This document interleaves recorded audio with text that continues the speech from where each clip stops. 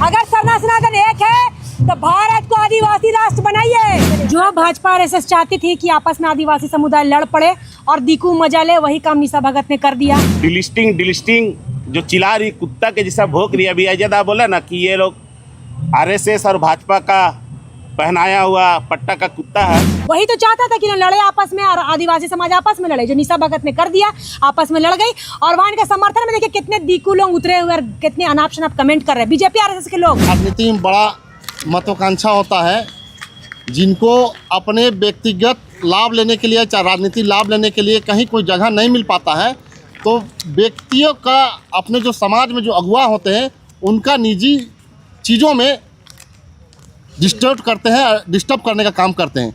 जिस तरह का मैं कहना चाहता हूं कि जैसे कभी आपका कहा कि सर्टिफिकेट का बात, तो मैं निश्चित रूप से कहना चाहता हूं कि जो व्यक्ति का राजनीति में बड़ा महत्वाकांक्षा होता है, चाहे बीजेपी की तरफ से उनको टारगेट दिया जाता है कि उस पर टारगेट करो, उसके टारगेट करो, आरएसएस और बीजेपी के द्वारा उसको टारगेट ये लोग करते हैं। मैं साफ तौर से कहना चाहता हूँ कि हमको एक ही बता दीजिए कि एक भी आदिवासी समाज या संगठन के लोग डिलिस्टिंग का बात किया हो, चाहे सरना ईसाई का बात किया हो, चाहे कभी सनातन का बात किया हो, कभी नहीं। पूरी तरह से आप देखिएगा पूरे खंगाली का जब मामला को, तो कहीं ना कहीं आप देखिएगा कि बीजेपी और आरएसएस के द्वारा इस तरह का एजेंडा को फैलाया जाता है और फैला करके राजनीतिक लाभ लेने के लिए ये लोग सिर्फ और सिर्फ इस तरह का प्रोपेगेंडा बनाया प्रोपेगेंडा फैलाया जाता है, ताकि समाज में दुष्प्रचार किया जाए और राजनीतिक चुनाव के समय उसका लाभ लिया जाए। इसका एक ही मकसद है, राजनीतिक लाभ लेना। उराव मुंडा होना इम्पोर्टेंट है कि आदिवासी होना इम्पोर्टेंट है? एकदम आदिवासी होना इम्पोर्टेंट है। और उराव मुंडा क्या, उराव मुंडा, खड़िया हो, संथाली, बिरहोर, पहाड़ी, लोहरा, सब तो आदिवासी है।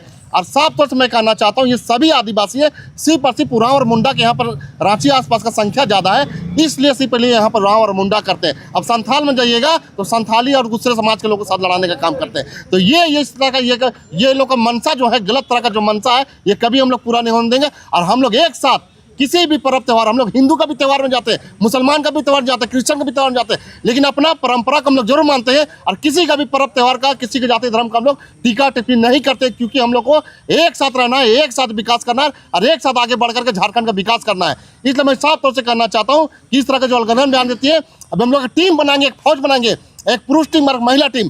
अगर महिला कोई गलत करती है तो महिला को जाकर महिला पीटने का भी काम करेंगे। अगर पुरुष काम करते तो पुरुष को पीटे, एकदम पीटेंगे।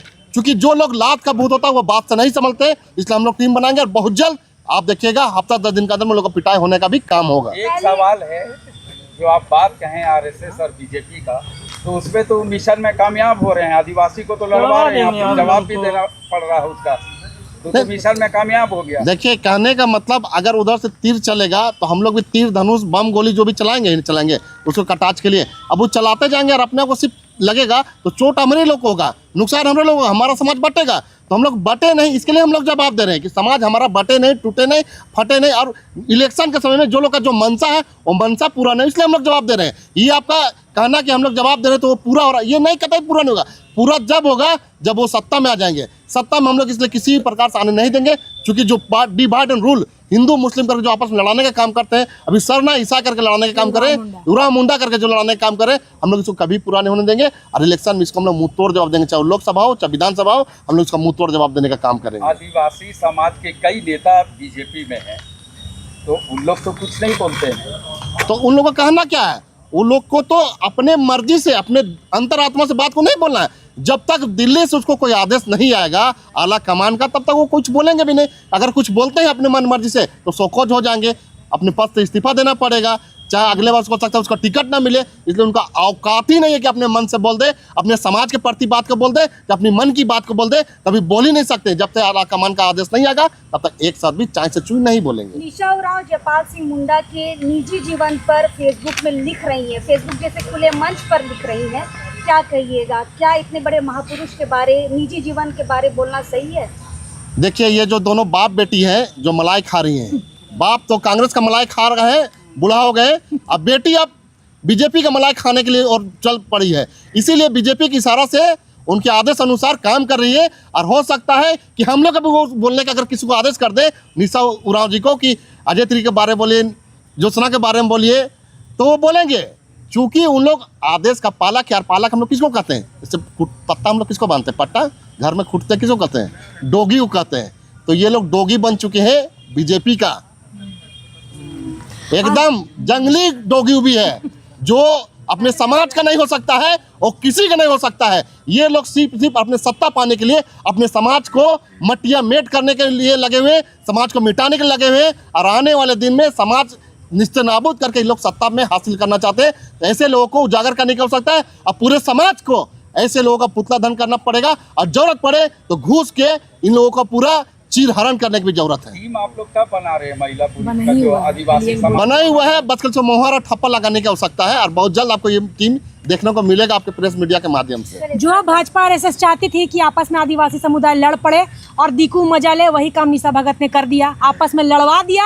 और हम लड़ रहे हैं, और वहाँ कमेंट करने वाले अधिकतर भाजपा आरएसएस के दीकू लोग जो है उसमें कितना मजा ले रहे हैं। देखिए, वही तो चाहता था कि ना लड़े आपस में और आदिवासी समाज आपस में लड़े, जो निशा भगत ने कर दिया, आपस में लड़ गई। और वहाँ इनके समर्थन में देखिए कितने दीकू लोग उतरे हुए और कितने अनाप शनाप कमेंट कर रहे हैं। बीजेपी आरएसएस के लोग मेरे बारे में गंदी गंदी कमेंट कर रहे हैं, मैं मुंडा बेटी हूँ, झारखंड राज्य में रह के आप लोग नेतागिरी करना है, और हमारे ही समाज के लोगों को गंदी गंदी बातें फोटो वायरल कर रहे हैं। सब भाजपा आरएसएस के लोग और भैरव भाई के कुछ समर्थक गंदा गंदा मेरे बारे में उल्टी सीधी बातें कर रहे हैं। जब उनका प्रोफाइल खोले तो भैरव भाई का फोटो लगा हुआ है। भैरव भाई, आपने ये सिखाया है क्या अपने भाइयों को कि आदिवासी महिलाओं को बाजार में नंगा कर दो? शर्म आनी चाहिए।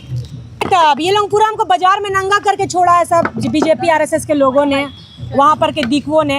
लेकिन फिर भी हम आदिवासी, हमारे में रिस्पेक्टफुल है बात करने का, इसलिए मैंने भाई बोला। मैं उनको बोलती हूँ, मेरे भाई आप अपने लड़कों को समझाइए, अपने प्रोफाइल से मेरे बारे में उल्टी सीधी बातें कर रहे हैं, गंदी गंदी बातें कर रहे हैं। कि जाति प्रमाण पत्र में धर्म के बदले हिंदू होता था लिखा हुआ, उस समय किसी को दर्द नहीं हुआ क्या? सबसे पहले तो मेरी तरफ से तमाम मीडिया वाला को झारखंडी जवार है। देखिए, ज्योत्सना का आईडी को लेकर आज सोशल मीडिया में इसका जाति प्रमाण पत्र को जिस प्रकार से निशा भगत के द्वारा चलाया जा रहा है, उसको शायद ये नहीं मालूम है कि जाति प्रमाण पत्र किस स्थिति में बना था और क्यों बना था। देखिए, ज्योत्सना का जो पहला जो रांची का जो जाति प्रमाण पत्र है, ये इसका डीड के अनुसार बना है, क्योंकि भारत देश से पहले इनका दादाजी के नाम से वो डीड है। वो डीड मैं साक्षात देखा हुआ हूँ। और ज्योत्सना हमसे पूछी भी थी कि दादा हमको चुनाव लड़ना है वार्ड नंबर 19 का, तो हमको जाति प्रमाण पत्र बनाना है। तो मैं ही बताया था इसको कि डीड इतना पुराना है कि डीड के आधार पे भी आपका जाति रांची का बन सकता है। तो जब फाइलिंग किया था अपने जाति के आवासीय लेकर, तो हुआ का जो विभागीय कर्मचारी के द्वारा मिस्टेक मुंडा जाति के लिखने का वजह उड़ाव कर दिया, और उसी समय कुर्मी का जंग छिड़ा हुआ था, और उसी समय का घटना है। तो पूरा प्रमाण तो ज्योत्सना क्रिकेटर दिखा दिया आपको। मगर मेरा कहना है कि जिस प्रकार से निशा भगत को डिलिस्टिंग जो चिल्ला रही, कुत्ता के जैसा भौंक रही, अभी अजयदा बोला ना कि ये लोग आरएसएस और भाजपा का पहनाया हुआ पट्टा का कुत्ता है। तो मैं खुले बता रहा हूँ आपके मीडिया के माध्यम से, ये निशा भगत का डिलिस्टिंग पूरे आदिवासी समाज कर चुका है। इसीलिए वो खाली सोशल मीडिया में भूख रही है। मीडिया के सामने वो औकात नहीं है, उसके पास कुछ मुद्दा नहीं है बच गया कि हम समाज का बेहतरी के लिए, भविष्य के लिए, समाज को मजबूत करने के लिए, जल जंगल जमीन बचाने के लिए अब ऐसा कुछ बात नहीं रह गया। अब वो पागल हो चुकी पूर्ण रूप से। अब घर में रह के वो खाली अब फ़ोन खोल रही है और लाइव वीडियो बनाने का वही काम रह गया उसका।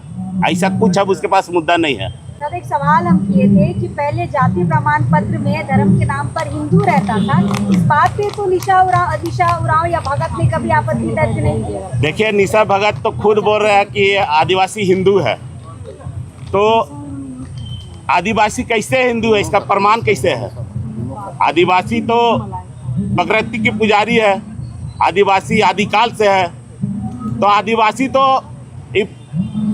पूरे ब्रह्मांड में देखिएगा तो आदिवासी सबसे बड़ा हिंदू है। मगर हमारा संस्कृति परंपरा, हमारा पूजा प्रगति अलग है। हमारा पूजा प्रगति हमारे पाहन के द्वारा विधि व्यवस्था के साथ चलता है और हिंदुओं का पंडितों के द्वारा चलता है। इसीलिए मैंने कहा कि हिंदू से बढ़कर हिंदू हम लोग हैं, मगर हमारे संस्कृति परंपरा पूजा प्रगति के तहत हम बोलते हैं कि हम हिंदू नहीं हैं। हमारा संस्कृति पूजा पाठ अलग है। हम बलि प्रथा वाले लोग हैं। हम मुर्गा मुर्गी से पूजते हैं, हड़िया पानी से पूजते हैं बिना देवी देवता को खुश करने के लिए। किसी हिंदू में ताकत है तो आके हम बोलते हैं कि मड़ई आप मुर्गा बलि दे के देखिए मुर्गा का। आदिवासी ऐसा जात है कि जिसका हर प्रदेश में हमारा देवी मंडप है। हम लोग महादेव का पुजारी हैं, बुढ़ा महादेव का। और जिस प्रकार से आरएसएस के लोग जबरन आदिवासी को हिंदू हिंदू कर रहा है, ये सिर्फ चुनावी एजेंडा है और सभी जात धर्म को बांटने का काम आरएसएस के लोग कर रहे हैं। चार है मंशा जो इनकी है, सरना ईसाई करते करते उराव मुंडा में करने का। और कुछ लोग ये बोल रहे हैं अगर इनको इतना ही मेरे से दिक्कत था, बहन बोलती थी तो सामने आके बात कर सकती थी, लेकिन इन्होंने मैंने इनका कभी बुराई नहीं किया। पुण्य आंदोलन के टाइम में इनका बहुत सारा फोटो वायरल हुआ था, उससे भी लोग पूछते थे इसका पीने खाने वाला फोटो वायरल हुआ है, लेकिन मैं उस समय भी इसका साथ देती थी ये बोल के कि सब पीते खाते हैं लेकिन किसी का दिखता है किसी का नहीं दिखता है। बहुत चीज़ मैंने ढका और आज भी मैं इनका सवाल का जवाब दे रही हूँ। ये सब लड़ाई लगवाना बंद कीजिए। पहले अमित शाह से सवाल कीजिए कि वनवासी बोलना बंद करे, और ये दीकू लोग जो आपको सपोर्ट करे ना, ये कभी काम नहीं आएंगे। ये गैर आदिवासी सिर्फ मजा ले रहे हैं हम लोग में लड़ाई लगवा के। और मोदी जी सरना सनातन की बात करते हैं भाजपा आरएसएस के लोग, तो मैं बोलूँगी अगर सरना सनातन एक है तो भारत को आदिवासी राष्ट्र बनाइए। और डिट लिस्टिंग की बात करते हैं तो चलिए भाजपा के साथ डिट लिस्टिंग का समर्थन करने के लिए तैयार है, लेकिन आप नॉर्थ जाइए, मिजोरम, मणिपुर, त्रिपुरा, नागालैंड, अरुणाचल, जहां भाजपा की सरकार है वहां से सारे आदिवासी क्रिश्चियन बन गए हैं। पहले उनको डिट लिस्टिंग कीजिए, तब छत्तीसगढ़ और झारखंड आइएगा। ये सब ओछी राजनीति यहाँ नहीं चलेगा, बाहर कीजिए ये सब। और मैं सभी आदिवासी भाइयों को बोलूँगी ऐसे ऐसे लोगों को पहचानने की आवश्यकता है और समाज से बहिष्कार करने की आवश्यकता है। खदेड़ के निकालिए ये लोगों को, कहीं के नहीं रहे तो ये आपस में ही लड़ रहे हैं आदिवासी समुदाय के लोग।